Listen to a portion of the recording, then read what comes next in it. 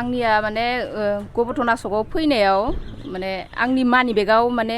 माबा दंमोन आरो भटार कार्ड आई कार्ड इनिफ्राय उनाव एटीएम ओमफ्राय पास दंमोन आरो गासैबो डकुमेन्ट्सआनो आंनि ओमफ्राय फैसाबो 300 दंमोन ओमफ्राय इयो गोमादो आरो इयो आंनि बेगा ओमफ्राय दा माने सोरबा जुदि मोनदोबा आंनो इखौ नांफिनगौ आरो माने फैसाखौ आंनो मोनाबाबो जेबो नङा आंनि डकुमेन्ट्स खिनिखौ आं मोनफिनबा मोजांमोन आरो माने जिहेतु आंनि गासिबो डकुमेन्ट्सआ इयावनो दंजोबोथ'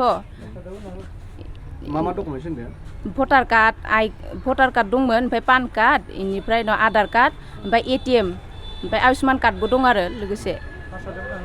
ओरैनो आंनि न'आ इयाव पुब सापाकामारानि ओमफ्राय आङो गबथना सकआव फैदोंमोन आरो एप्लाइ खालामनो होननानै फैदोंमोन आरो बाजारबो खालामनो होनना फैदोंमोन मानि एप्लाइ खालामनो फैदोंमोन एबि पुलिसनि माबा एप्लाइ खालामनो होनना फैदोंमोन आरो आङो बे एप्लाइखौबो खालामखांनानै इयाव बाजार खालामनानै माने स्कुटियाव आलायना लादोंमोन आङो सिगांनियाव ओमफ्राय गनानै थालांदो आरो गारि सालायनायाव दा इखौ आंनो मोनबा नांफिनगौ आरो खैथासो टाइम 1:30 बाजियाव गदो आरो 1:30 बाजियाव नाम्बारखौ